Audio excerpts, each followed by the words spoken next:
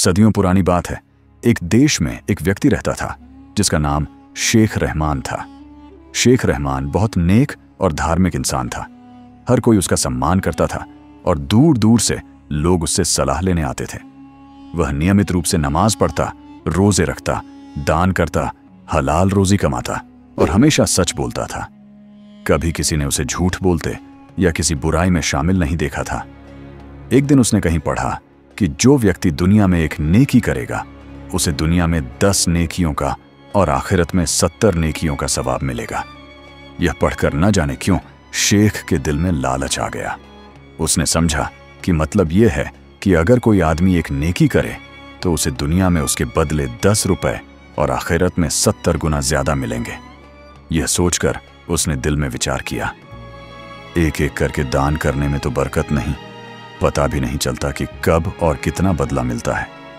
क्यों ना एक ही बार बहुत बड़ा दान कर दूं ताकि दुनिया में 10 गुना ज्यादा दौलत मिले और फिर आखिरत में 70 गुना ज्यादा। यह सोचकर शेख की नींदें उड़ गईं। शेख रहमान की शादी नहीं हुई थी, न ही कोई करीबी रिश्तेदार था। उसने अपने पिता की विरासत में मिली सारी जमीनें, जानवर और सामान बेच दिया। जो रकम मिली वह उसने गरीबों में बांट दी। जल्द ही उसकी सखावत के चर्चे हर तरफ फैल गए। दूर दूर से गरीब और मजबूर लोग आते, दान लेकर दुआएं देते और वापस जाते। लोग उसकी दरियादिली पर हैरान थे। जब कोई उससे वजह पूछता तो वह कोई बहाना करके असली बात छिपा लेता। गांव वाले समझने लगे कि अब शेख सब कुछ छोड़कर जंगल में जाकर अल्लाह की इबादत करेगा। मगर ऐसा कुछ ना हुआ। शेख की सारी रकम खत्म हो चुकी थी, सिर्फ थोड़ी सी बचा रखी थी ताकि कुछ दिन गुजार सके। अब वह इंतजार करने लगा कि कब उसे उसके बदले 10 गुना ज्यादा रकम मिलेगी, क्योंकि उसे यकीन था कि अल्लाह उसे दुनिया में ही इतना ज्यादा देगा। दिन गुजरते गए मगर एक पैसा भी वापस न आया। आहिस्ता आहिस्ता शेख मायूस होने लगा। नमाजों में सुस्ती आने लगी और वह हर वक्त परेशान रहता। वह सोचता रहता, अब मेरा क्या बनेगा, जिंदगी कैसे गुजरेगी। लोग उसकी बदली हुई हालत देखकर हैरान थे। जब लोग पूछते कि तुमने नेकियां और नमाजें क्यों कम कर दी, तो वह खामोश हो जाता, कोई जवाब नहीं देता। एक दिन एक अजनबी व्यक्ति उसके पास आया और बोला, भाई, मैं तुम्हारी नेक दिली और सखावत के चर्चे सुनकर बहुत दूर से तुमसे मिलने आया हूं, मगर यहां आकर देखा तो सब कुछ उल्टा है। यह क्या बात है? शेख ने बात टाल दी, विषय बदल दिया और वह व्यक्ति चला गया। कुछ दिन बाद वही व्यक्ति दोबारा आया। अब उसका हुलिया अजीब था। लंबी सफेद दाढ़ी, बड़े बाल, दुबला पतला और लंबा कद। उसने कहा, शेख साहब, मैं तुम्हारी नेकियों के चर्चे सुनकर आया था, मगर अब तो हालात कुछ और हैं।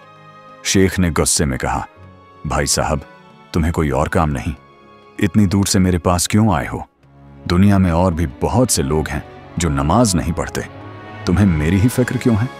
इस पर वह अजनबी, जिसने अपना नाम मंसूर बताया, बोला, फिक्र की बात नहीं, मगर तुम बहुत नेक थे।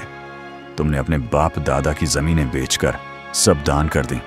लोग समझते थे अब तुम और ज्यादा इबादत करोगे, मगर तुम तो नेकियां छोड़ बैठे हो। यह क्या माजरा है? शेख ने गुस्से से कहा, अगर मैं बताना ना चाहूं तो? मंसूर बोला, मैं इस राज को जानकर ही रहूंगा।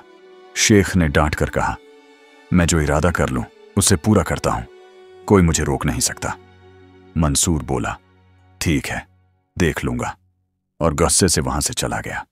शेख हैरान हुआ कि आखिर उस व्यक्ति को मेरी इतनी फिक्र क्यों है।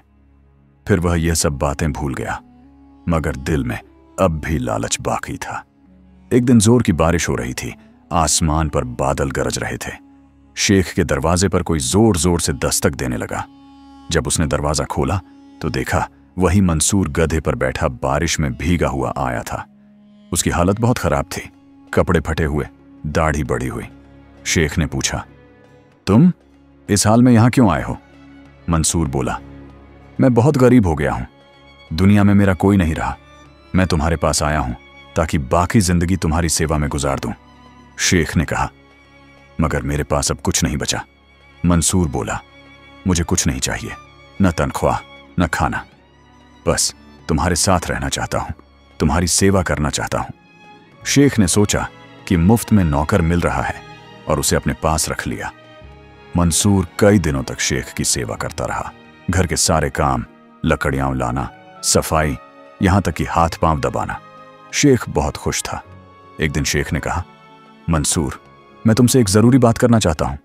मंसूर समझ गया कि अब शायद शेख अपना राज बताने वाला है। शेख बोला, मेरे पास अब कुछ नहीं बचा, एक वक्त का खाना भी मुश्किल है।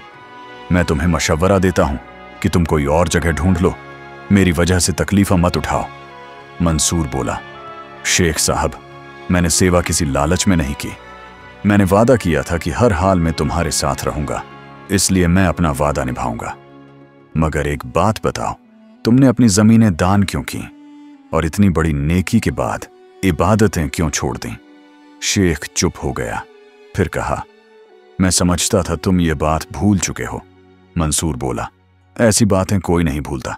मैंने इतने दिन तुम्हारी सेवा की, तुमने कभी नहीं बताया, अब सच बता दो। शेख पिघल गया। उसने सारा किस्सा सुनाया कि उसने दान इस उम्मीद पर किया था कि अल्लाह उसे 10 गुना ज्यादा देगा, मगर कुछ न मिला। मंसूर गौर से सुनता रहा, फिर बोला, क्या तुमने किसी से इस बात की तस्दीक कराई थी? शेख ने कहा, हाँ, मैं शहर के बड़े मौलवी के पास गया था। उन्होंने कहा था यह बात 100% सच है, मगर अब पता चला कि यह गलत थी। मंसूर ने आंखों में चमक लाते हुए कहा, तुमसे बहुत बड़ी गलती हो गई है। शेख ने चौंक कर कहा, क्या मतलब? मंसूर बोला, अगर तुमने यह दान अल्लाह के नाम पर नहीं बल्कि शैतान के नाम पर किया होता तो तुम्हें 10 नहीं बल्कि 20 गुना ज्यादा मिलता। शेख गुस्से में चीखा, क्या कहा तुमने, बदबख्त? मंसूर बोला, गुस्सा मत करो, मेरी बात सुनो। शेख बोला, मुझे तुम्हारी कोई बात नहीं सुननी, दफा हो जाओ यहां से, तुम तो खुद शैतान के चेले लगते हो। मंसूर चुपचाप वहां से चला गया, लेकिन रात भर शेख उसकी बात सोचता रहा। अगर शैतान के नाम पर दान करूं तो 20 गुना ज्यादा मिलेगा। लालच ने फिर दिल में जगह बना ली।